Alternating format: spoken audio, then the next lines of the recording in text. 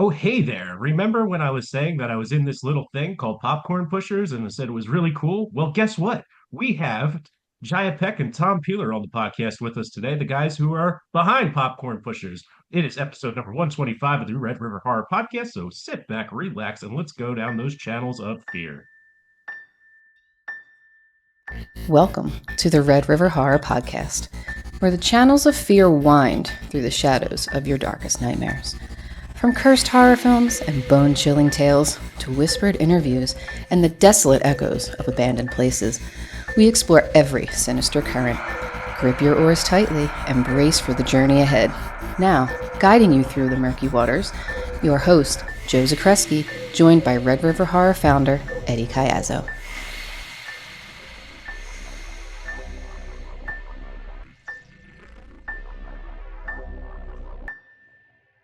Welcome back to the Red River Horror Podcast. It's episode number 125. I am, of course, your host, Joe Zakrzewski, joined as always by RedRiverHorror.com founder Eddie Caiazzo. Hey, Ed, how's it going? Oh, ho, ho, ho, Joe.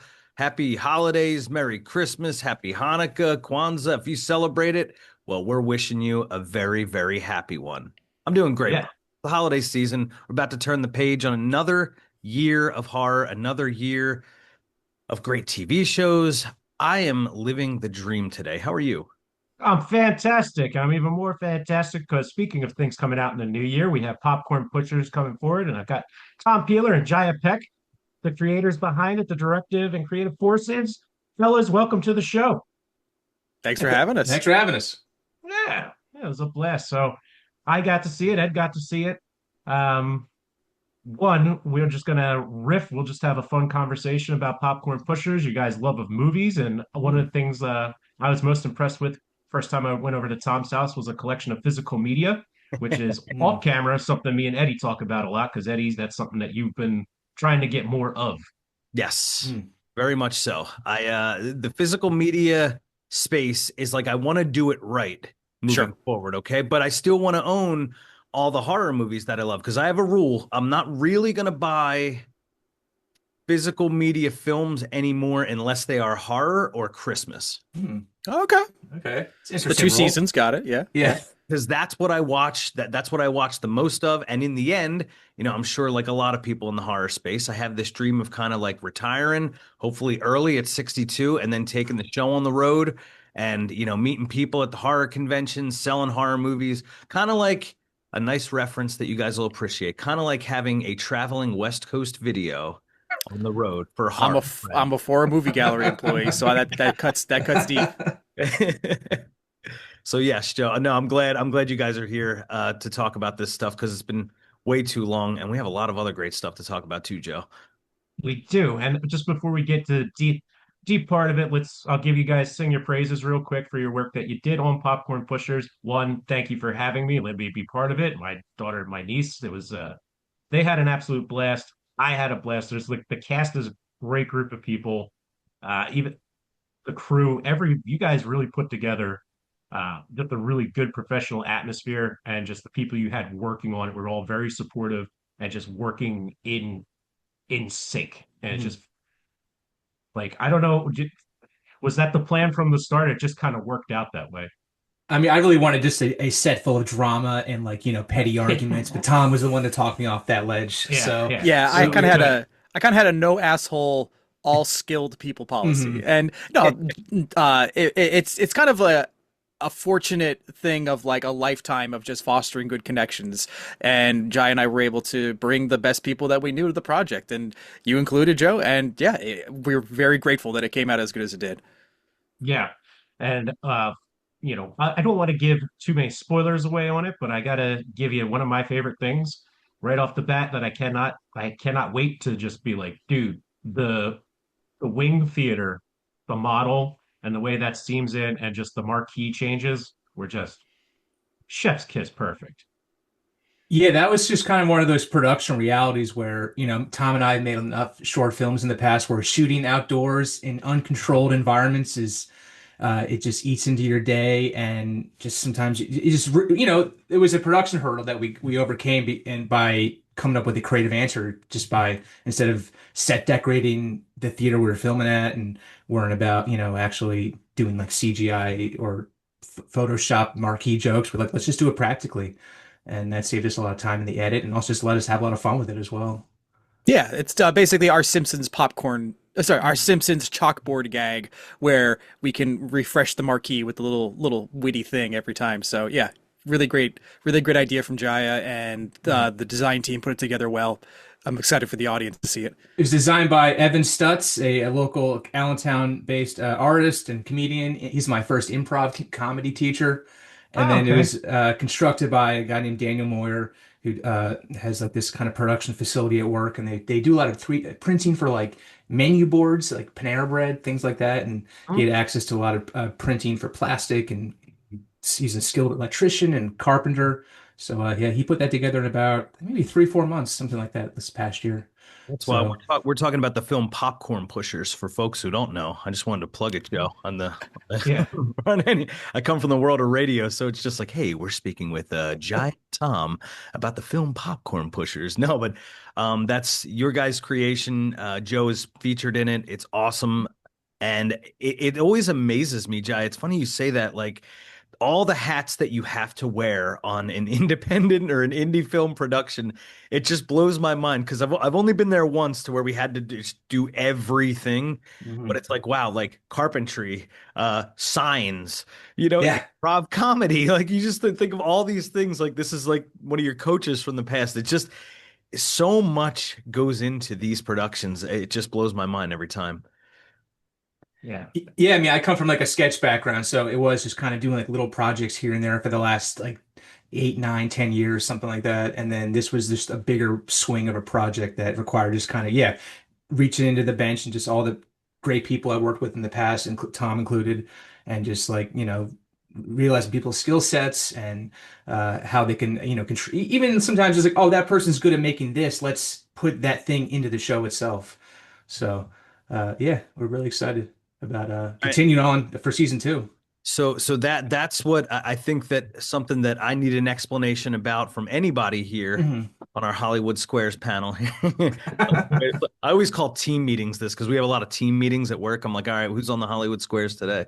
But this is the first time, Joe, I think in a long time we've done this for the podcast. I'm very excited. I think Yeah. first time we had a 4 screen on the Yeah. out of the podcast. So but what kind of a distribution timetable? What can we see? Because this is something Joe and I have been very interested in a lot of the actors and the filmmakers we talk to on the Mm. Red River Horror podcast. So it's kind of nice to be on this side of it. Um, when can we expect to see like the actual the finished product for public consumption? And then Jiah, you mentioned season two. What are we looking at as far as its like distribution? Sure. So Tuesday, January 20th, 2026, we're going to be dropping the first episode, and we're going to have Eddie, what you watched in the kind of review copy we gave you. We're going to break out the first 3 episodes across that first week on the Popcorn Pushers YouTube channel, and then we're going to distribute 2 a week onward, going downward. And the first season is going to be publicly facing. It's going to be out on YouTube. We are interested in, as we like work towards season 2, trying to go a little bit bigger and maybe a little bit of a wider reach on maybe a specified platform. A lot of filmmakers, Eddie, especially because I'm sure because of the horror space, have been able to take advantage of partnerships with some distribution networks. So we're hoping to find something that maybe Popcorn Pushers can just reach a wider audience. So we want to put the first thing out there to say, hey, we made this. If you like it, you want to see more, and then kind of see if we can ride some momentum out into a wider audience. Awesome. Yeah. No, that's the right move. That's the right Mhm. move in this day and age because there's just so much out there. You just have to make it. No one's going to come to you. You make it, and then hopefully it gets thrown into the mix. And Yeah, that's the we way definitely things wanted grow. just to, make this proof of concept for a TV show that we were both really excited about. And I think, the first hit's free, and then maybe this next hit might cost you a little bit. We're still figuring out those options. Well, But Yeah. just don't give away too much. So, like, obviously, I have my review copy. It's very nice to be on this side of the media, right? Like, we get to watch the stuff before the public does. It's kind of cool. But don't let Shane Gillis watch your product first, because there might be a Netflix show made out of what you've made, Yeah, And you'd be right. like, wait a minute, that's what happened to me and Joe when the one successful movie that we had that was actually running well on the festival circuit. Uh-huh. One guy who's in the darn movie. And then it's just like, huh. And then Joe sends me a text the one day and I'm like, he's like, isn't this like our movie? And I'm watching it and I'm like, huh, Tires on Netflix. Yes, this is our movie made into show form. So guys, I wish you all the best on distributing this, but just try and as fun as it may sound, if Shane Gillis watches and likes your product, Mhm. be careful, all right? So you're saying we should try to cast Shane Gillis in the next season? That's the lesson I'm getting here. So, Yeah. uh, Yeah, I I'm sure mean, you've plugged it a lot, but yeah. Auto Shop on YouTube, watch it. yeah, Give the OG the respect it deserves, listeners yeah. out there. Watch Auto Shop. Mm-hmm. What, Joe, what? have you talked about this at all in your travels with Thom and Jiah? Well, he told me when I met him. I mean, Yeah, well, Steve kind of brought that to the table. Friend of the show, Steve Feast, who pops on here every now and then. Yeah, and we got to get him Yeah. on back too because we're gonna be talking physical media today. I need Oh, to yeah. know about collector stuff too soon, so that's upcoming. All right, so Yeah.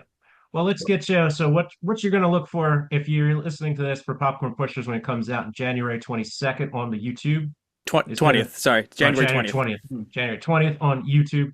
One independent movie theater that has uh is owned by the mafia. So what shenanigans will ensue? But then we also have crazed fans, and that's why we get the horror aspect of it.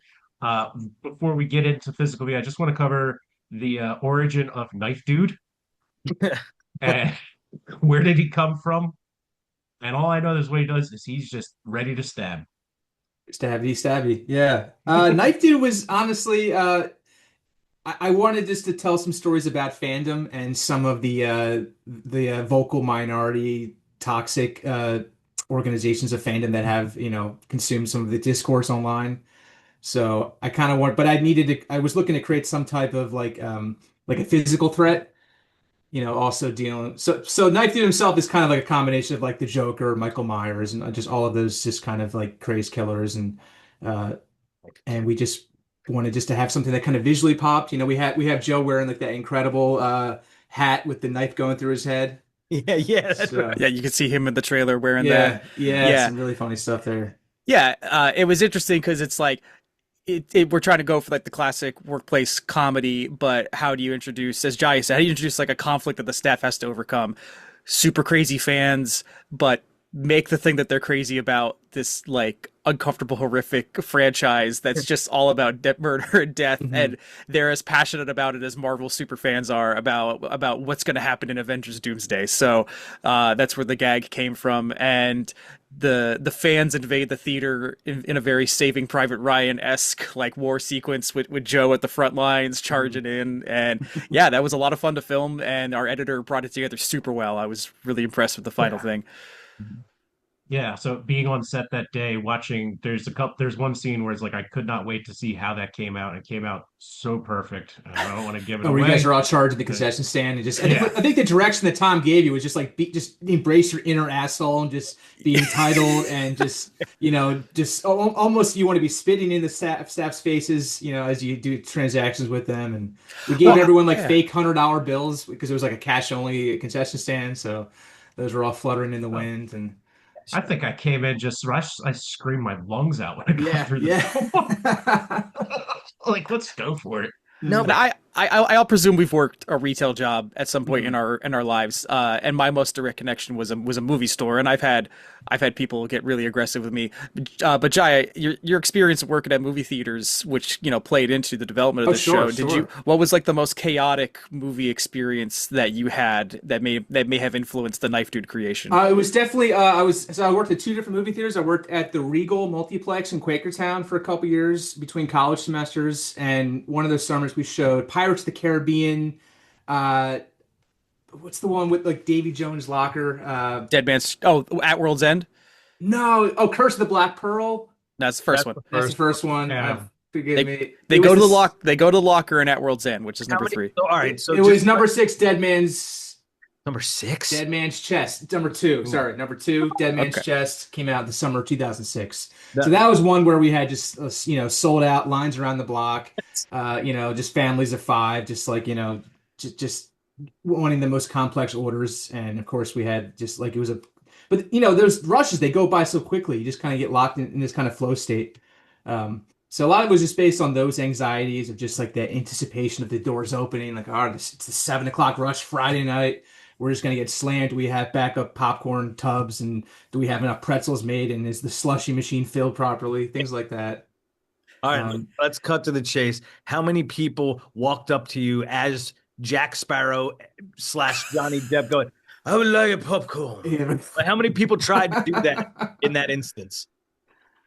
I don't remember too many of those. There was like a Kraken involved in that movie. I remember someone definitely had like a Kraken costume they made out of paper mache. But I just we That's just cool, remember actually. seeing them kind of go in the lobby. We like past us. I guess they snuck in their snacks or something like that. I didn't have an interaction with the Kraken. So yeah, people really love getting inventive with the costumes, and that's something we really try to portray on our show. In the limited capacity we had with our budget, but I think we think we knocked it off. I'd say so. The bucket was a great touch. I mean, The bucket. yeah, yeah. All right, so because you all know fully what happens and we're a part of it, I just want to say like one thing that was really cool. And Joe, you know me very well. I'm an emotional person. What I liked most about it was kind of like the heart. Like it brought me back to a time when I actually cared about the cinema. Like me and Joe really, Joe, I would say when's the last time like I was really involved in like I think we talked about this on our Oscar show. Well, Like let's give them a little background on us and like where our movie love comes from. So we lived in the same neighborhood, and in that neighborhood, we had a movie theater that we could walk to. yeah. And it would be like, you call one, it'd be like, hey, you want to meet at the corner? That was like our meetup spot. And then we'd walk up. I think the summer, what's the Tobey Maguire Spider-Man? I think we saw it like 8 times or something just Yeah, because we could. a lot. Um, Yeah. and there's that, like, so we were either walking up to the movies, and then Eddie's dad, who is the physical media buff, just had a huge horror movie collection, VHS, Betamax, and then DVDs as they came out. And we'd just be like, what are we watching? He just pick one and off we were.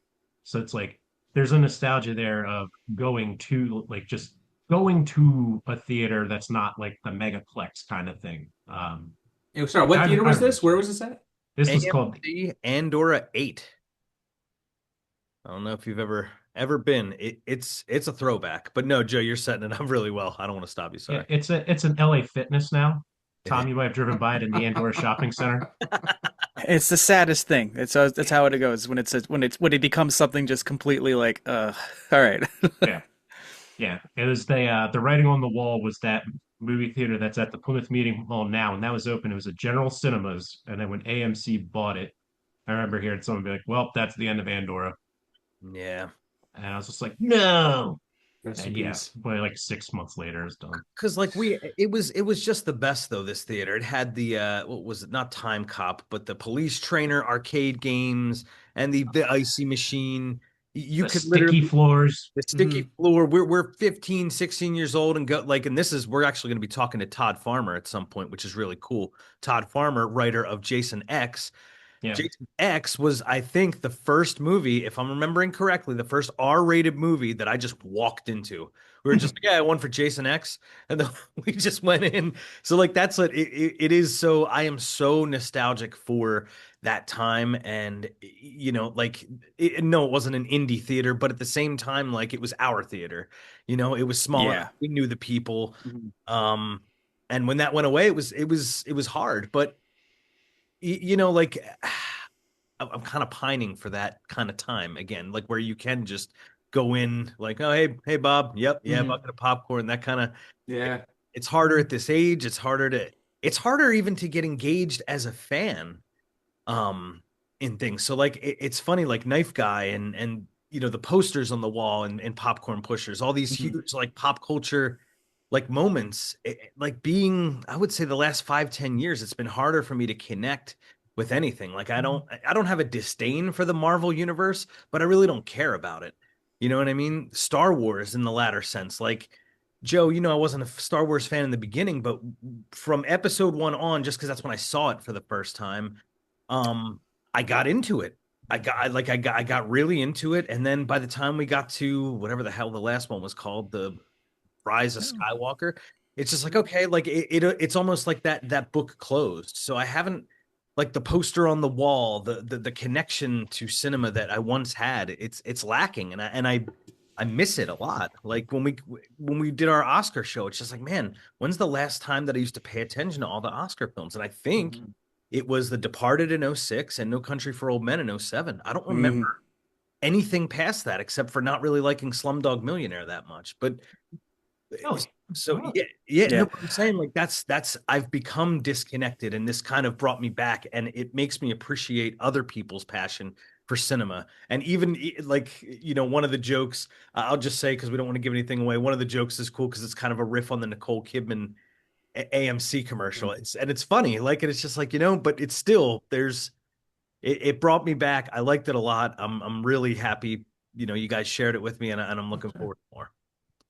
Really appreciate that, Eddie. And yeah, you hit a lot of the heart of the show that, when Jiah was pitching me on this show for years, I'm like, when we doing this? When we doing this? Because I liked the passion that Jiah wanted to explore for the kind of the shared space that movie theaters can be, like your local bar, or your local, for some people, your local church. It's like a movie theater can be where people who have their heart in the same place can come and just have a good time. And that's what, for me, when Jiah showed me the script, it was like, let's tell this story. Yeah. Yeah, and I just want to clarify, like, I talked a lot about. Oh no. Am I muted? There we go. Sorry. There you are. Cut that out. I talked about working at the Regal, the big multiplex, but also I worked at the small art house theater, the County Theater in Doylestown, and that was this place that had like 100 years of history, and it was a kind of a neighborhood hangout theater where we had a lot of people coming in, like, oh, regulars, we already know what they want for their popcorn. All right, Jimmy's coming in, half popcorn, lay some peanut M&Ms in the middle, then top it off another scoop of popcorn, things like that, and that was the kind of, like, the world I really want to create with the show is just this kind of local neighborhood theater that it is kind of like the cultural hub of the neighborhood essentially. So, and yeah, it does feel like the movies are the competition for everyone's eyeballs and attention it's just been so fractured and just in a million different directions, seeing the rise of just, more video games and social media, obviously. I think that just plays into it. But podcasts too, man. Podcasts always taking our attention away. Video podcasts, especially. So Yep. No, but Joe, it was a moment for me, Joe. I'll be honest, when COVID was happening and you had watched, I think, the first movie that was supposed to be in theaters with Mallory, and when Mallory said to you, like, it's just like, actually, I don't mind this. I'll pay the $20 to just sit here and watch it. And I'm like, damn, this is it. Like, it's changed forever. Like, we're not. But she only lasts like 10 minutes in a theater, and then she's out like a light. Right.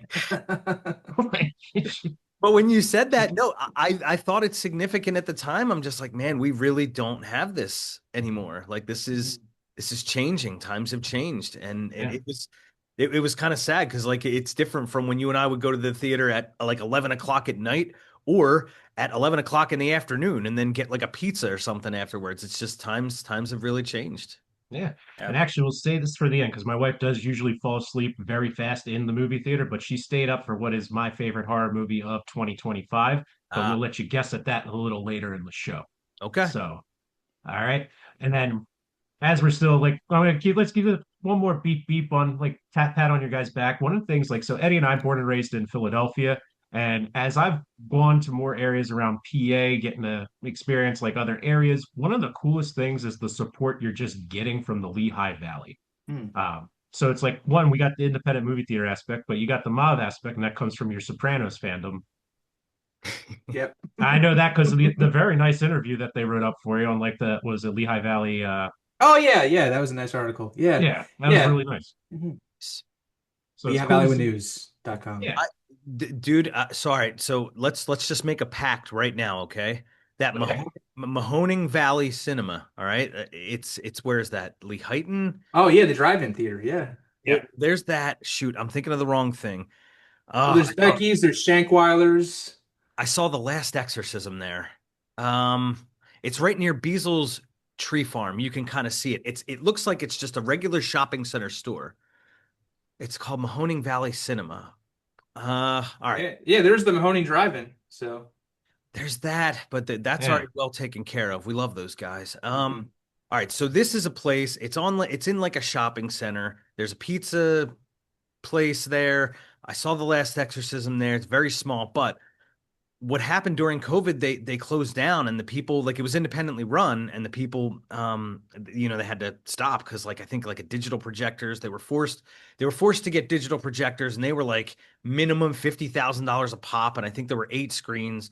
Long story short, I don't know if it's been purchased, but if it hasn't, I would love to we should all go in and buy that. That's in the Lehigh Valley. Don't tempt me. Don't I'm tempt down. me. I'm down with it. In because we could bring it back. I Wait, was so sad. I'm sorry to date this podcast, but when I win the Powerball tonight, we will do that. We will do this. We will do this. Thank you. And that's fine. I guess, if you win the Powerball, that's your money, but could I at least be like a manager? You know what I mean? Everybody will have a part. Make sure you pay your taxes, Tom. Eddie will be on you. Hey, those wins can happen. It happened at the Oaks Theater because that was Regal, and then Regal closed it, and then the Yeah. family owns Arnold's Funplex bought it, and they've reopened it. We went there. What did we see? We saw like, or is it Last Omen? yeah, we saw the last Omen at like Mm. 9:30 in the morning. It was like $5 for the ticket. I do Yep. miss early morning movies. I'll just say it. As a morning person, Yeah. there's not enough of them. I've fallen in love with seeing movies in the morning. Yeah, yeah. It's like, yeah, If they had 8 a.m. screenings, I would be there all the time. Just Yeah. give me a large coffee, and yeah, because This is 40. yeah, this is fun. I'm only 38 though. yeah, give them a little time. That's right. Yeah, you guys are younger. I think I'm the only one that's actually crossed that barrier. So Yeah, but Joe, by the next Red River Horror podcast, I will have joined you. yeah, Damn. Happy sucks birthday. to be you. Yeah, thanks. Hey, 40's the new 20. You guys are fine. Right, right. We're fine. Look how happy Joe is, right? Yeah, little birthday boy. No, but okay, cool. So I did get a lot of that. Like, I had a feel for the old cinema, that, like, when I was actually into movies, when I, like, those times, Joe, when you and I would just set out to wherever and just go see a flick. Popcorn Pushers definitely brought me back to that and brought some of that warmth back into my life. It was nice. Very nice. It was Thank you so much. Appreciate it, Eddie. random. Thank you. And thank you, Joe, again. Mhm. Yeah. All I right. miss those. Like, we would just random Tuesday or Wednesday night just go at like the 10 o'clock showing at whatever theater had something. Mhm. Yeah. It would be like the only two people in there. That's the best. Good. So Yeah. you could open the door at the bottom. Depending on what theater, you could open the escape and Mhm. smoke out of it. and Yeah, stuff. yeah. Yeah. Let's do that. Oh man. But no. All right, Joe. So I don't know where you want to go next. Are we going next to physical media or the actual Let's- horror of Let's 2025? let's do it because now, like, after meeting Tom's physical media guy, Steve's a physical media, like, well, Steve's a physical collection guy. He's got, like, I've never been a big collector of things. I like things, but I know myself. And the reason why I don't have a large collection of things because I am not organized, and it would just all end up in boxes. I would not give it a nice display. I would say I would. I'd probably buy the shelving and everything and put it together 6 or 7 years later. So it's like I know my limits, and that's been what's held me back from having uh, large collections of stuffs. But for you guys, where did it start, and what do you like to collect? When did it start? Yeah, For me, when it was it? started, I think 1997 or 8 when my Uncle John got a DVD player, and he let me borrow 3 movies: Casino, Get Shorty, and Tomorrow Never Dies. Nice. So those were kind of like really got me on my journey there. I remember they definitely all had some little bonus features, and at the time bonus features were like scene selections and casting crew bios, and so it started there, and then it was like early 2000s. I summer jobs. I spent I didn't have many bills to pay beyond gas money for my Subaru Legacy, and so as we used to go to Best Buy all the time and just load up on discs and combine with a subscription to. I had this subscription to this magazine that would send you a DVD that had like all of the newest trailers for like the coming every few months. It was, I forget what it was called. But this is before, fast streaming video, before YouTube, obviously, before even like Apple had like trailers online. That's So, something I want to get my hands on. I remember before West Coast Video closed, one thing I remember was that rolling tape they had of all the new releases. mhm. I would love to get my hands on Yeah. something like that. That would be amazing. I'm sure I can find it on YouTube. It's not the same to me, but go ahead. So Mhm. sorry to interrupt. No, no. I want is that rolling trailer thing. Yeah. Yeah. And then just, always just wanting to not be as streaming video really rose in the last like 10 years or so, just not wanting to be at the behest of like whatever's on Netflix or Hulu or Amazon. Like if it's a favorite movie of mine, I want to be able to watch it whenever I want to watch it. So that just became kind of a no-brainer. Much to the uh, my shelf space has become a little more open these last couple years compared to when I live in my apartment. So I've been able to expand my collection a little bit more. And but I've always gravitated towards the Criterion sales at Barnes and Noble. I had a friend who used to work in the DVD section there, so he would watch a lot of stuff and just give me recommendations. You guys ever have like a guy like who just worked at a video store, or you said you guys had a local movie theater, but just having like that kind of person, like that kind of like that lighthouse keeper who's just kind of looking at all the ocean and all the ships coming in and just gives you these really potent recommendations. So Who's our guy at Hot Not, not, Video? well, Dave was but Dave. it, yeah, and then Yeah. but he was only like what year or two older than us. hmm. Because I went to high That's a school with him. lifetime back then. That's a lifetime. Yeah, That's a lot of but we movies. had that at the music store where we were because Eddie's still built a close relationship with the guy who was our guiding light at the CD that Yeah. like the record store. You probably still talk to touch. You guys keep in touch still? I do. So that was Yeah, Ambrose. He was at the Wall, and then Coconuts. But yes, even after that, Kenny B's. yeah. But he was the guy. Be like, "Well, what's good?" And he'd be like, Eddie, "Oh, can I check just this out, clarify bro." when you said the wall, did you mean the wall before it became FYE? Because that's a hell of a reference. If you yeah, The Dude, lifetime music guarantee wall. If you look at my yeah. CD collection, I would say almost half of them have that blue sticker. That's incredible, man. I bought like a lot of some of my earliest movies from The Wall, and it's funny to like look back. I have fond memories of FYE and The Wall, but they did overcharge. Like they overcharged for stuff. Like if I as a young collector, I eventually came to realize it's like, well, The Wall's gonna have more than Walmart, but they're gonna like charge me an arm and a leg for it. But they will have the stuff that I don't. but And yeah. As far as like my origin story, it was I just kind of started collecting out of a desire to just be able to like see the things that I really loved over and over again. You know, like when you're in your formative years in high school and you kind of figure out the person that you are. And for me, like when I realized I want to be not just be a movie guy, but I want to make movies. So it's like I want to own the things that I like so I can watch them again, study again, share them with people. And that just turned into a thing. It's like whenever my part-time high school jobs had enough money for it, I was buying. And then I got a job at movie gallery, and I was like, "This is the best thing that could ever happen to me." I saved a lot from renting, but whenever stuff was put on, like oh, we have overstock, we're going to clearance. I'm like, "Yeah, I want first dibs. Let's go. Let's go. I'm diving in there." And Jiah touched on it, but not to get too apocalyptic, but the reason my collecting has kind of reprioritized in recent years is just the need to if you don't own what you like, you don't own it. That's the thing. Like I'm a whore for Spotify, but if Spotify disappeared tomorrow, I would be out like thousands of songs, and that it's a little anxiety inducing on that level, but like the anxiety is higher for movies. So when stuff is removed from streaming services, sometimes I'm like, all right, no worries, I already got that. But then sometimes they take stuff off, and I'm like, oh no, that would never got a release, or So then it just for me, it's like I don't like the notion of not having agency with film or TV because that's my world. That's what I care about. So my collection's both personal and practical, but that's what my collecting habits are at this point. No, nice. that's something. It's funny you guys both mentioned this. It disappearing from streaming because nobody thinks about it. And I am a huge fan of the film Candyman, and it's something that I never owned on VHS. I'm actually looking to acquire a copy on VHS, but it's something that I never owned, and I honestly couldn't find it. It was out of print for the longest time. And then when they were kind of on the build up to the new one coming out, like not the remade, reboot, requel, whatever you want to call the 2021 one, it was just like, oh my gosh, I can't find this movie. It's not streaming anywhere. Since then, it's a lot more available. But I actually I overspent a little bit, but I went to that Monster Mania con.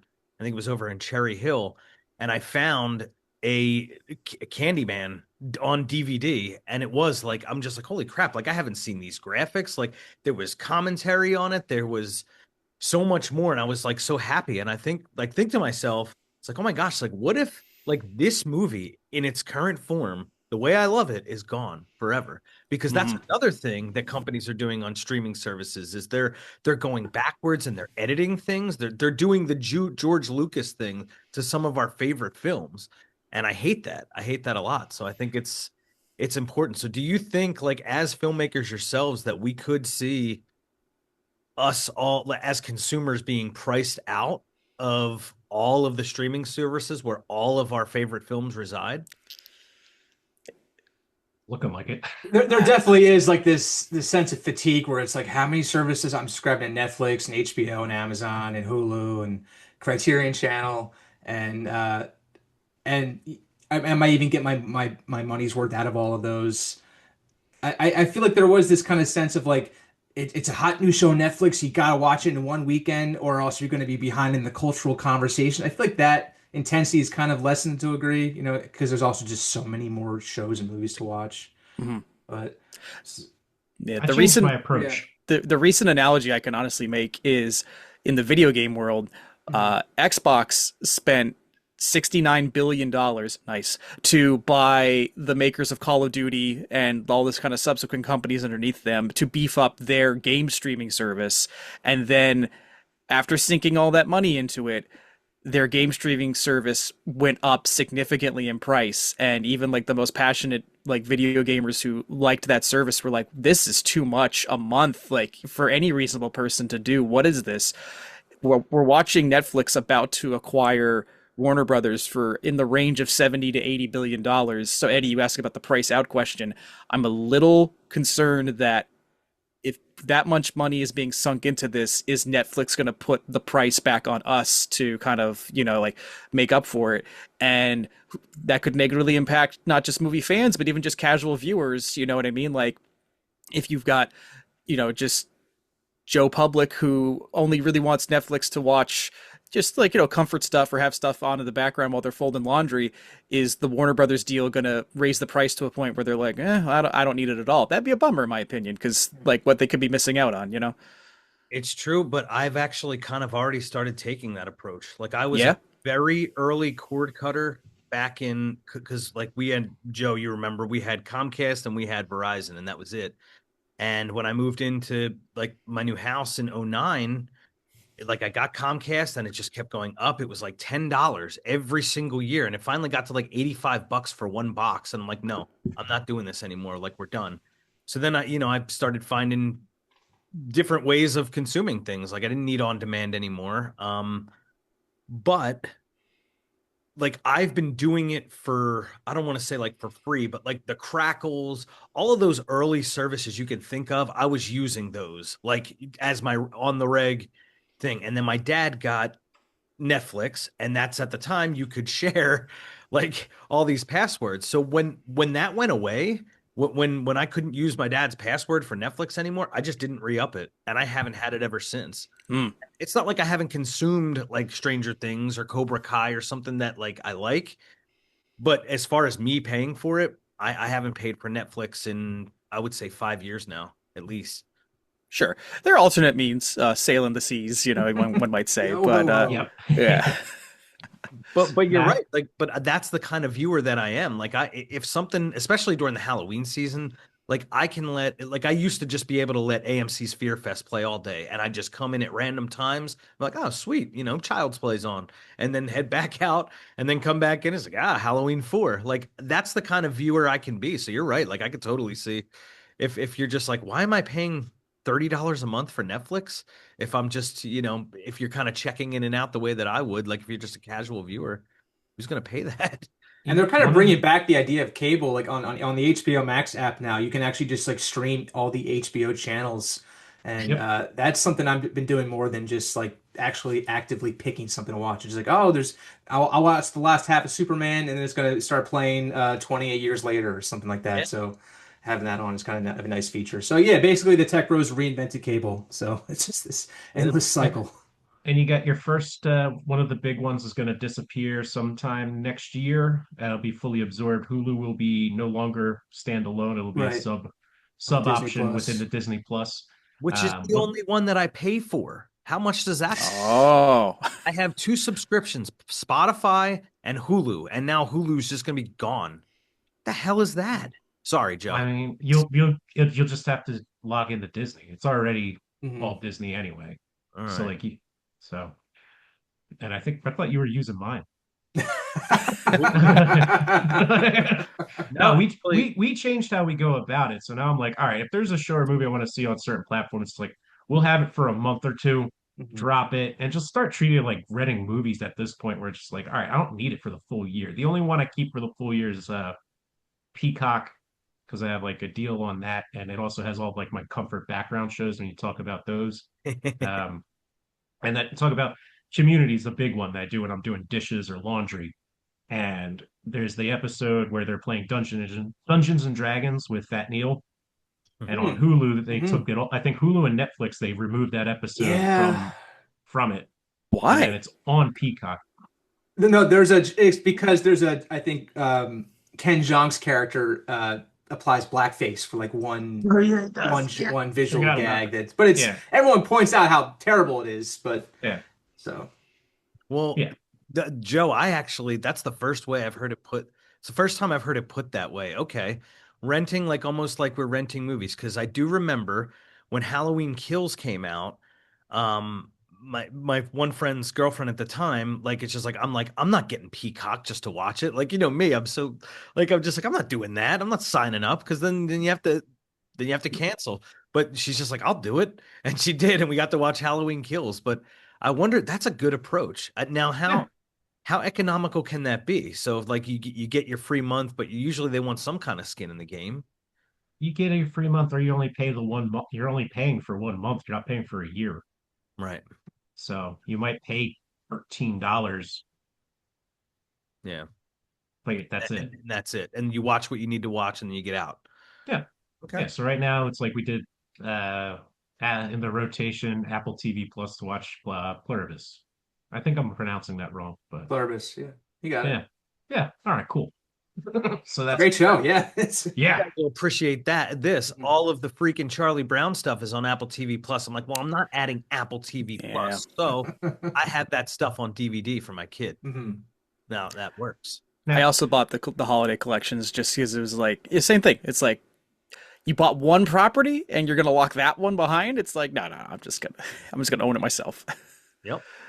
now, do you know what the makeup of your collection, your movie collections are? Like, could you actually break it down to percentages, like 50% comedy, 30% drama?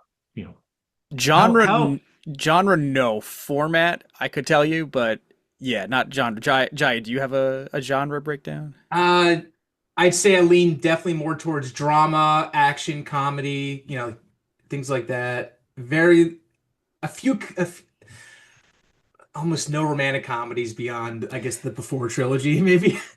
Uh, it's obviously very heavily 90s, 2000s, 2010s. There was a period where I was going to Best Buy a lot after work and just like picking up all like the new releases. But I'd say that my collection is like my the jewel of my collection are like my TV box sets. I've got like like a lot of the like the big anti-hero dramas of like the 1990s and 2000s, The Sopranos, The Wire, Deadwood, Battlestar Galactica. I got a great my favorite set is this Breaking Bad barrel, the complete series of Breaking Bad. It's shaped in the barrel that he hides his money in towards the last couple seasons, and it came with like a Los Pollos Hermanos apron, and I think it came with some coasters and just things like that. So uh, that's a nice grab. yeah, but then they did the sequel show Better Call Saul, and they just put out one of Mm. those really like they compact all the disc in this like this big plastic book that's you've probably seen them at like Target and Walmart.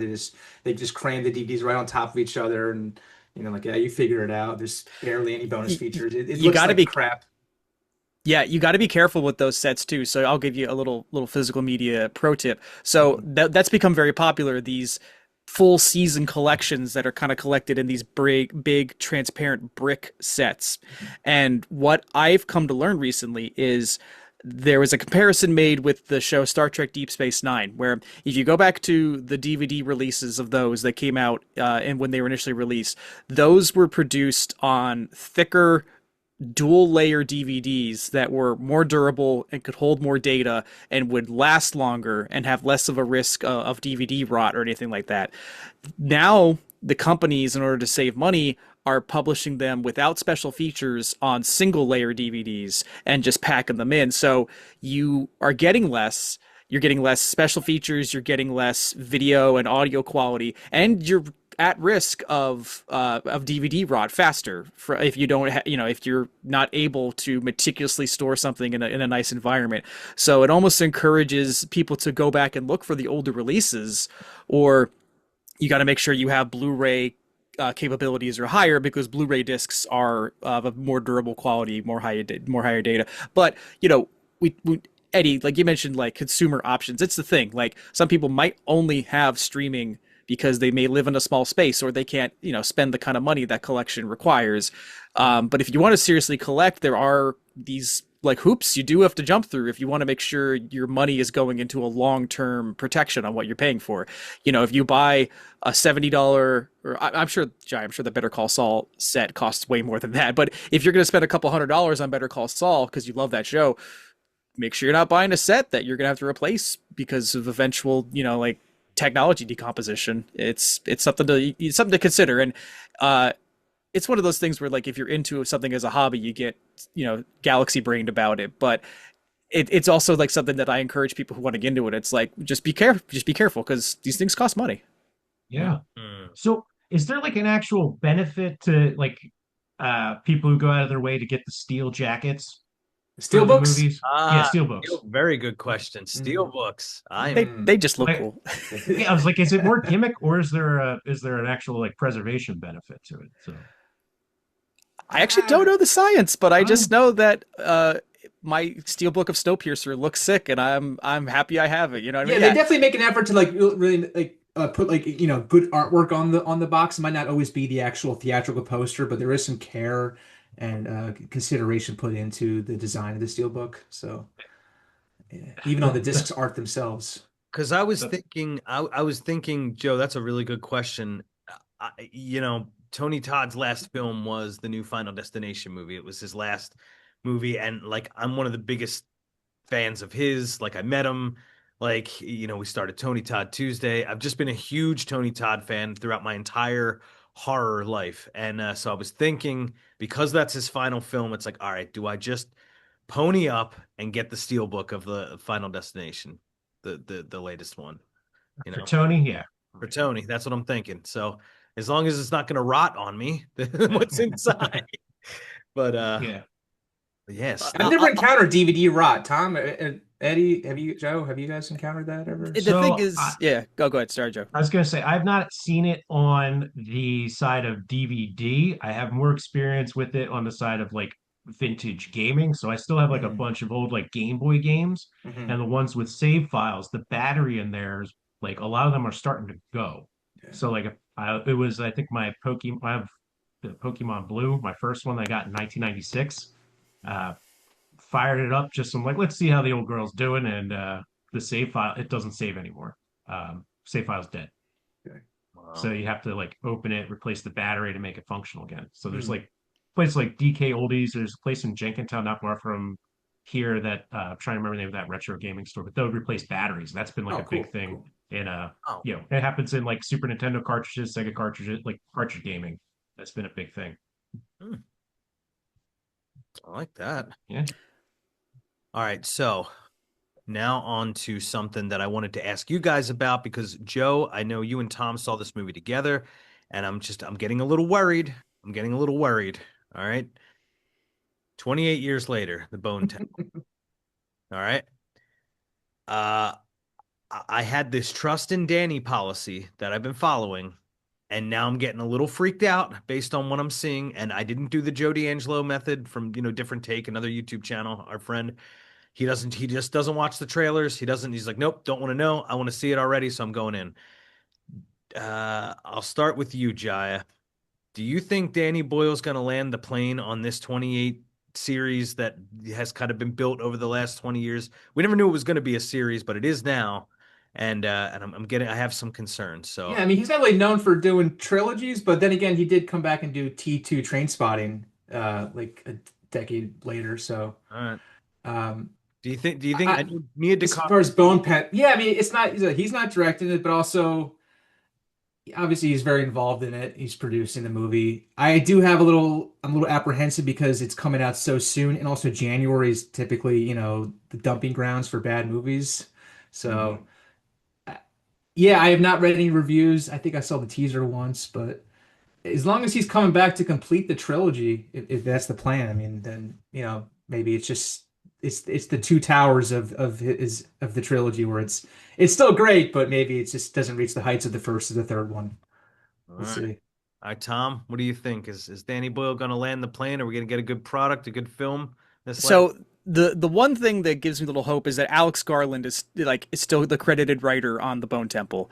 So what my good faith hope is that Danny Boyle, seasoned veteran, industry legend, Oscar winner, sees Nia DaCosta, who has, she directed the Candyman remake, and she has a couple like up and coming credits as a filmmaker. I would like to assume that Danny's like, I want to, endorse somebody and give them a chance to like make a statement on a big level. So I think that's neat that Danny's producing, Alex is writing, and they've given Nia the director's chair.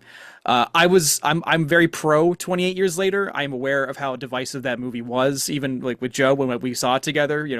Our takes didn't align, but I appreciated where Joe was coming from, and even on the episode where you guys talked about it, there is concern because the ending put a lot of people off. And for me, it really will come down to like, if the Bone Temple is successful and takes those narrative threads and does something interesting or just astonishing with them, I'll be like, okay, Years is safe. Like Years built up to something. But that's always a risk when movies put all their chips on like, did you like this? Well, wait till you see what's next, instead of being this nice rounded standalone story. So I'm gonna put my faith in Danny. Right. And I'm gonna go to the temple. I'm gonna kneel at the altar of the temple in January. Joe, I hope you me and Steve can continue the journey that we're on. I mean, we have to. Yeah, fingers crossed. Fingers crossed that it goes well. That's one thing it's got to be done. It's got to be seen. I'm gonna be in theaters. Hopefully, the power stays on. Because Jiah doesn't know what happened to you. Your power went out during the movie. So, dude, this is amazing. So I saw it with Thom. And like you saw it, right? You know how the power went out on Ed just before that ending scene. Oh, so damn! So he didn't even see it. Our main little guy climbs the Bone Temple and puts the skull at the top. Right. Boom. That's it, and it shuts down like a David Lynch Twin Peaks ending, man. That was the terrifying. I mean, like boom, like out. It's like, oh. Okay, like it even took the safety lights a minute to come on. I'm like, like I guess I'm not seeing this. And Joe's just like, huh? What do you think? And I'm like, the power went out. Yeah. What? So he's talking about. He's like that's that ending that like the big news coming out of that film in the film space. Nothing. I didn't see any of it. So we dedicated an episode to Ed trying to figure out how it ends from that part. Oh, okay. Based on the discourse. And, I don't think anybody could have ever guessed what happened next. No.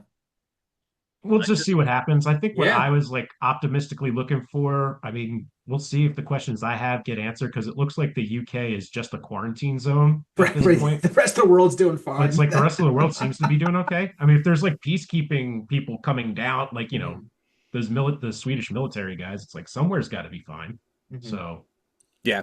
Well, even there's the scene where the one soldier who's stranded has like a modern day smartphone, and young Alfie is like, well, what is that? And he just has to reckon with the fact that like, oh, almost 3 decades of technological process has just continued around the world, and Yeah. the citizens of the UK are just stuck in that Nokia flip phone era. We're still stuck watching Teletubbies reruns. Yeah. But that's what I what's thought, interesting. Like that was the kind of the biggest pro that I came out of the movie with, was just the world building. Like they had, in my opinion, some interesting ideas about what a society cut off from the rest of the world and basically doomed would do to like hold on to what they had in the past, or create society in their own image. And that juiced me. I was like, okay, all right. So is the Bone Temple going to give me some interesting payoff to that, or whiff it completely? We'll have to see. I agree. find That out. was one of my favorite parts, was kind of like, it did take us, because I only have a certain amount of time available for like zombie type stuff. Like it's not my favorite, even though Danny Boyle did it extremely well and different from everybody else, something that I think a lot of the films later based on, his interpretation of it. But I'm not a huge zombie guy, so I agree with you. Like, kind of putting us in that world, putting us in a completely different place. It's just like, oh, this isn't just like, like The Walking Dead, where it's just like, now humanity has to live in a world where there's zombies and they come after them. It's like, no, like there's other risks, there's environmental risks that they have to cross into this other place that's completely distant, like at a certain time. Like, the world that it put you in, I was like, wow, this was powerful for me. And I saw it by myself, which I think was the absolute best way to see it. Because I haven't seen a film by myself in a while. Like, and I was just like, okay, this allows me to sit down and kind of take it all in.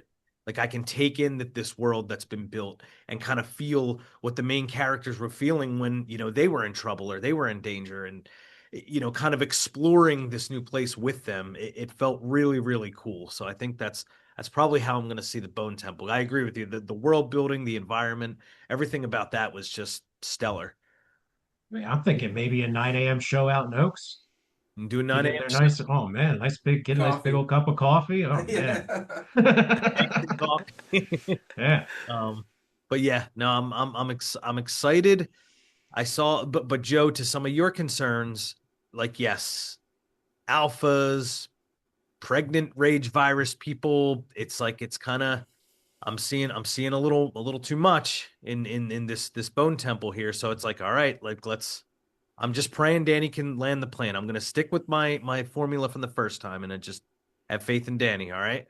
Yep. Well, I'll tell you this much: when it comes to like any kind of like undead, you know, the undead alive or whatever we want to call them, zombies, because it's their rage virus. They're not zombies. But Right. if George A. Romero can let his zombies evolve in his series, then it's fair game for anybody to do that. Because you gotta remember, by Land of the Dead, the one's using a fucking gun. Like walking around, people like running from you. And think about it, George A. Romero, it's 4 movies. It's Night of the Living Dead, Dawn of the Dead, Day of the Dead, and Land of the Dead. So this is the 4th film now in the 28. 28 So, days, yeah. weeks. You can do whatever the hell you want, as far as I'm concerned. I just hope in the third one he reunites with Ewan McGregor, because I love when those guys were working together back in the the early days. Ah, dude. They had a falling out because he cast DiCaprio on the beach. I just hope that maybe they did come back for T2 Train Spotting, but still, it'd be cool to bring Ewan on board, him and Cillian, just killing zombies, infected. Leo was the right call for the beach, though, because Yeah. it fits better having an American in that spot. Oh, sure, sure. I mean, Train Spotting is just an absolute gem. Oh yeah, yeah. So, Yeah, no, it was you, Joe. It was you who introduced me to Ewan McGregor. I obviously only knew him as Obi-Wan for. And I made you watch Train Spotting because I love Train Spotting. Exactly. So go ahead. Sorry. Yeah. So looking forward to that. We'll follow that up in the new year. Just as time is moving on, Jiah, so he's got the sketch background. Yes. And that's Pigeon City Sketch, right? Pigeon City Sketch. Yeah, it's me and my collaborators, JJ Ellis and Roy Hamadani, primarily been writing and directing shows. We were on a run of doing about 2 shows a year since 2021, and it's mainly all Lehigh Valley folks. One of the recent shows we had, we showed off some short films made by other filmmakers. Thom showed the movie Turn It Off, starring Anthony DeSantis. And yeah, so I've been writing, producing sketch. Honestly, I've been doing sketch since high school, but then I really started doing it more again in Lehigh Valley since 2016 or so. Yeah. And it's a cool community, and we do a lot of shows at the Arts Quest Center in Bethlehem. And I teach writing classes about maybe once or twice a year as well. I'm just really trying to pass on. It's just it's a fun way to, especially as a filmmaker, just you kind of have these little creative chemistry sets. You get to play in a lot of different genres, and Oh yeah. you know, so yeah, really, and you make a lot of cool friends too, and it's just a fun way to just problem solve and have a fun time while you're No, doing it. I have a soft spot for sketch comedy. It's just been Mhm. one of my favorites since I was a kid, just Mhm. watching SNL, Mad TV, in living Yeah, color. But then, I also love like the whitest kids, the that was birthday great. boys, Yeah. you know, Mr. Show. If Mr. there's Show sketch was like comedy my thing, Bible for sketch comedy for so many yeah. years. Yeah. I studied improv at the Walnut Street Theater in Oh yeah. Philadelphia when I was a kid. So it's Mhm. like I just Nice. absolutely I have a soft spot for it. I was like when I saw like pictures, I'm like, this is so dope. This is so Mhm. cool. Now the big question is we're seeing sketch comedy guys moving Mhm. into the horror space. So Mhm. Jordan Yeah. Peele versus Zach Kreger. Yeah. Let's hear your boys' thoughts.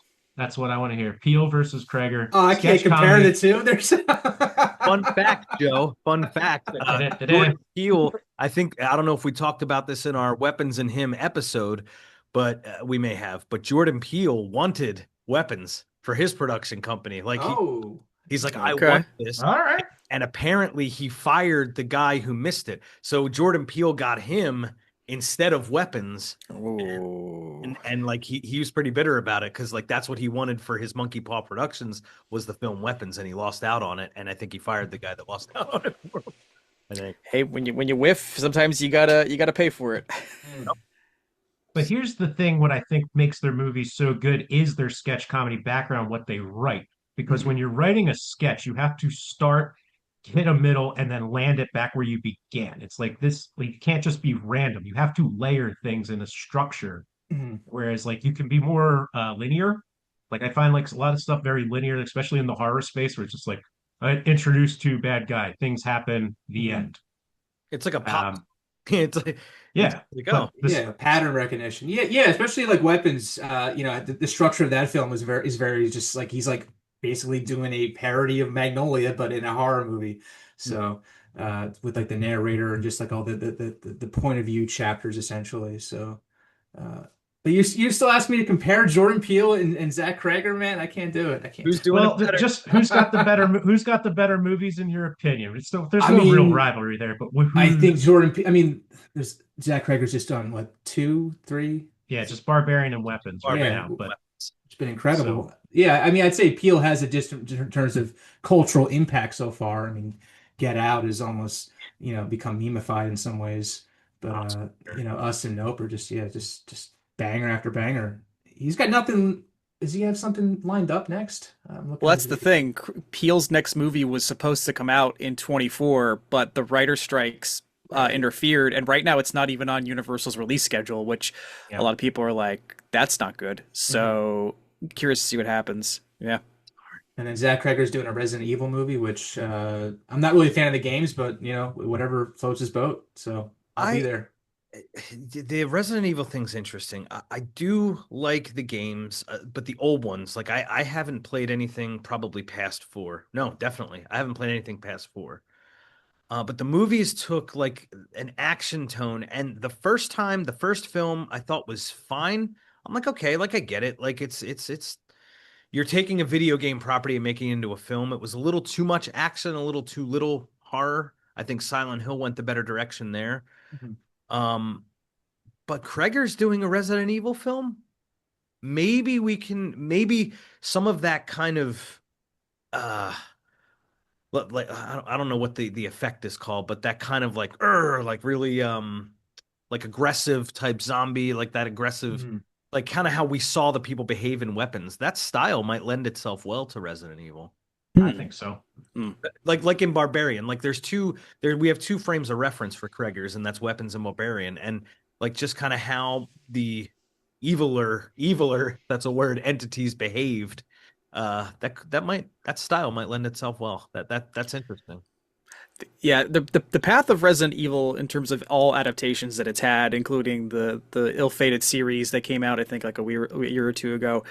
So I'll put my gamer hat on for a second. It's just the appeal of the original PlayStation 1 Resident Evil is the fact that they were working with the limitations of the technology and they were turning inconvenience into horror. Like the fact that your character couldn't move very quick, the fact that limited storage space meant you couldn't have too many items on you, and that's what made things scary, is that the zombies were overwhelming because you had such little space to deal with it.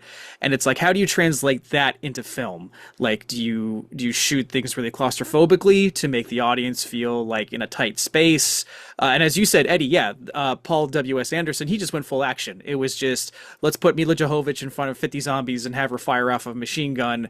And hey, if that floats your boat, cool. No, not yucking anybody's yum. But if Kreger is going to take the horror approach, that's interesting because, again, like, how do you translate that inconvenience is scary into watching instead of being an active participant, you know? Yeah, I mean, I think I was 14 or 15 when the movie came out, so like watching Mila Jovovich just run around on screen killing shit. I mean, I was very into it. No, and the whole As the target demographic, it worked on me. the whole laser kill, like the whole laser shit. No, there was cool stuff. It was fine. Oh, lasers, yeah. The first Resident Evil movie, I was like, all right, I can do this. But as we got on, it's like, okay, this is I think I'm done with this. It'll be cool. I'm really looking forward to what Krager does because that more detail, a prequel for Aunt Gladys, a little more of that character. So that A high probability that Amy Madigan is going to be a Best Supporting Actress Oscar nomination. There's a lot of goodwill towards her, so that I think that'd be very cool for her. hell yeah, loved her and Uncle Buck. Come on, let's Loved her let's in Field go. of Dreams. No, I mean, Yeah. it's hey, that character was creepy as hell. Like that image, just thinking of the lights coming on and you seeing that, get the hell out of here, man. Woo, that was good. All right, Nice. so I think Thom was up, Joe. Jordan Peele versus Oh, I've been very timidly trying to dance around the fact that I haven't seen any of Krieger's movies yet. oh, okay. What Then I was guess. saying, I was saying to Jiah pre-show, I have like my next week of catch up from the year lined up, and it's paired off with like my wife and I. It's like this film and this dinner on this night and this and this. So I have a weapons block lined up where I'm gonna cook, and I'm very excited to see it. So I out of as a gentleman, I will not judge them, but I mean I'm pro Peel. I think Peel is the real deal, and Okay. I've enjoyed everything he's made so far, and I'm just curious to see what he's got next in the tank. Yeah. All right. All right. Well, And John, Joe, that's a rare occasion. I saw something you did, and I was like, every time we talk, I was like, Hey, Tom yeah, had a busy year, all right? So. yeah, yeah. so Joe, I will just answer the question you didn't ask me. I am also going to pick Jordan Peele only because I love Barbarian for like 50% of the movie. Mm. And then when it changes tone, I'm out. Like that's just me. I know that it like I'm in the minority there, but that's just so Barbarian made it halfway. Weapons, obviously all the way. If I was to compare those two films to two of Jordan Peele's films, I mean, Jordan Peele's got it right now. He's got the edge. There's no question about it. So I put Weapons above all. That's my favorite movie of the year. I'm not even going to make you guess. Okay. I'm just like I absolutely loved Weapons. The way it's written, the way it's acted, the way every single thing about it. The little nods to Trevor Moore in there, because Mm. like just I'm biased towards the whitest kids. I think that's a big thing. Yeah, yeah. But it's like I everything about Weapons I absolutely adored, from the feeling like the tension to just like the tension relief at the end. It's just so well done and Yeah. different, and It's a I magic trick, that absolutely, whole movie. Yeah. yeah, yeah. All right. Tom, I think you're really going to enjoy it. So So we talk about Danny Boyle landing this 28 plane. I think we're going to land the plane on this episode of the Red River Horror Podcast. And yeah. Joe, is where you wanted to go It's got to be favorite movie of the year. I mean, it's Favorite probably our movie? last episode 2025. We got some movie It is. buff guys on here, so we got to know Okay. what's give us a top. If you can't find a single one, a top three or whatever. Okay. Oh, Okay. I did my homework. I got my three lined out at as of recording, my top three. three. Joe, you didn't ask me for three. I'm just going with one. You can go with one. All right, Jiah, do you have three or one? I got three. Yeah. Number three. Should we start at our number three and then go up? Yeah. My number three was Steven Soderbergh's Black Bag. It was just this kind of like game of catch between like 5 or 6 different spies in London, and very witty, and it had this really fun pace to it and tone. And I'm glad that Michael Fassbender is just back acting on our screens again, because I really did miss the guy. He is so good. Yeah, and it was just this kind of just clever, like again, just this little Soderbergh. Just he's got this like this efficient, economical way of telling stories, and I'm on. He's my ride or die director of all time. So yeah, All right. Black Bag, number three. Nice. Check that out. All right. If I was gonna go for a number three here, and my number three for the year is gonna be Friendship. Getting Tim Robinson into that dark comedy realm. It's just really well written, well done. But it's like I can see where people aren't going to like it, but it was fun to see that awkwardness in a serious setting. And it almost makes it seem as like insane as it is. Like, how would it be if a real person actually behaved this way? Joe, my pick is with yours. It's in the sewer. It's in the sewer. It's Friendship at number three. It's yeah, Robinson. It's so funny. I've always been into like his like over the top aggressive cringe humor, but I actually didn't never even made the comparison you just made. It's like, what if you put a person like this into like a kind of straight drama of that type? But I just love how, because of Robinson's energy, he can turn something so stupid into a great running gag. Like, I mean, this is the mildest of spoilers, but it's a great gag in the movie where the dude is always dropping his phone, and it's never like hard to find. Like, if he just looked a little bit, he would be able to find it. But every time he drops it, he's like, "Oh my God, my phone, where could it be?" And then he's going to the store to buy new phones. And I just started like losing it when I realized that's what this guy does in his life. Yeah. And Paul Rudd's incredible too. Good to see Kate Mara back in a movie. Connor O'Malley has one of the best scenes of the year as this guy at a party. Really, really good comedy. Yeah. Him and O'Malley on Detroiters gelled so well. When that scene started, I'm like, this is going to be perfect. And then I haven't watched was it the 20-minute clip On they YouTube. released? Yeah. They just let them riff. Yeah. All right. So, Jiah, we'll go back to you as far as number two goes, because I literally only came with one, guys. So, My number two is Weapons. We went over it kind of briefly earlier, but just the structure of that film, the sense of humor, and just that last sequence was just some of the best time I've had in a movie theater all year. Just the audience was just losing it, and Weapons number two. Joe, And Gladys Forever. I'll go number two. So mine was like a tough one because like, was it really good? Or there's a movie that came out this year that I've actually watched 3 times, which is kind of strange for me. whoa. I found this as like like I'm like, this is just the new thing in my comfort zone. Like it's just a throw it on kind of movie. And I brought it up when we did our Red River Horror Halloween calendar, and that's The Monkey. Ah, Like That was good. it's just so like fun and just easy. excellent. There's nothing to it. No. Just like this is great. All right. Nice. Thom? My number two is One Battle After Another, P.T. Anderson's big, bombastic, kind of political thriller comedy. Yeah. Great cast, like great story. Two of the most intense like action sequences I've seen in a while. I didn't know he had it in him. Just the car chases in that movie are great. Like just lines and concepts I'm still thinking of. And yeah, it's just, you know, he's always been a great filmmaker, but I just like to see that, like, as I said, that he had this in him was something. So yeah, that's a good ass movie. One Battle After Another. Dropping on, it came on HBO Max yesterday. So if you haven't seen it yet, you can now stream it. Hell yeah. That's what I've been waiting for. So There you go. perfect.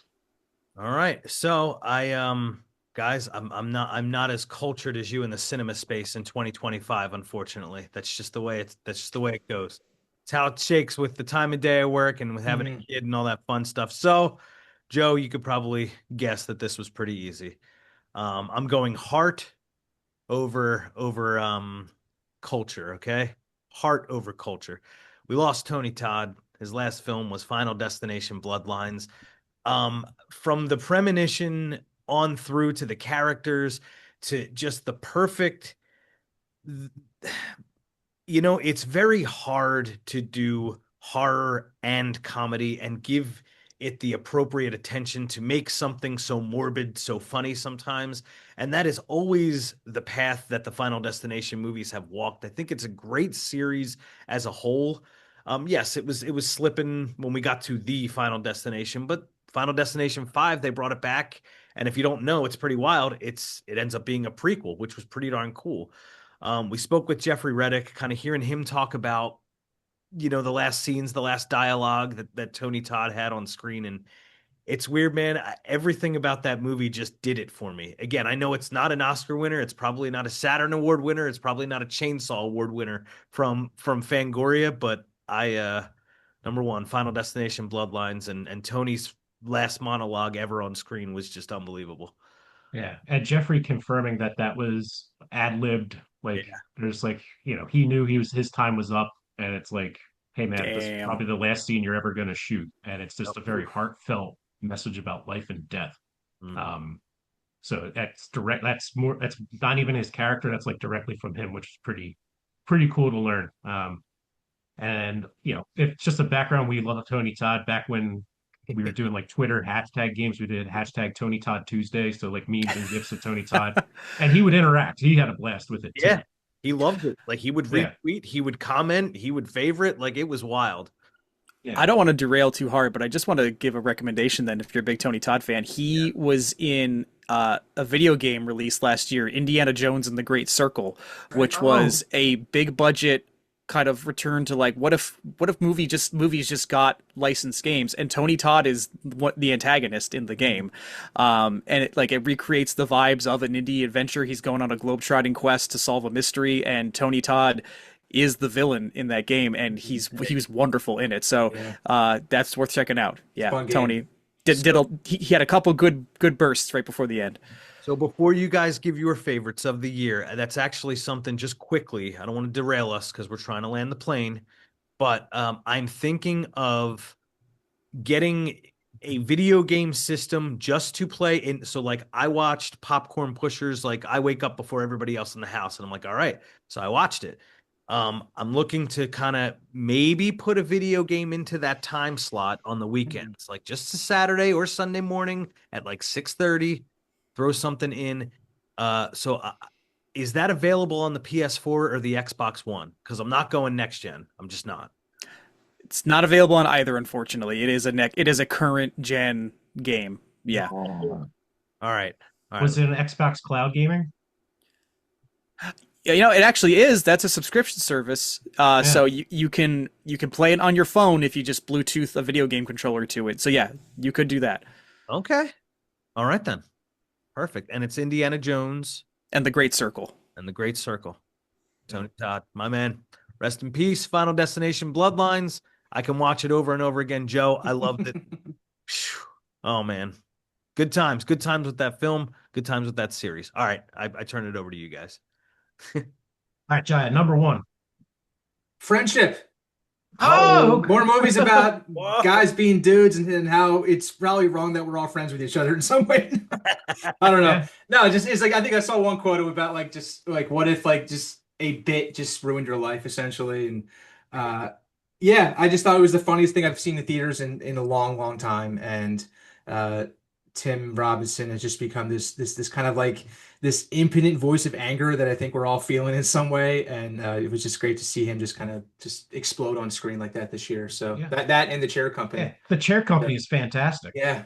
Like that was way better than I was I thought it was going to be like another, like, are we getting the Detroiters? I think you should leave. It's like, no, we're getting that mix of friendship And I think you should leave wrapped into a nice little package. It's a little more straight, but it's still hilarious. It's like the smartest, dumbest show on TV right now. So Yeah, yeah, moment to moment, it's one is more stronger than the other. So yeah. yeah, it's Friendship was my number one of this year. So it'll probably get zero Oscar nominations, but I don't care. I Yeah. love that movie so much.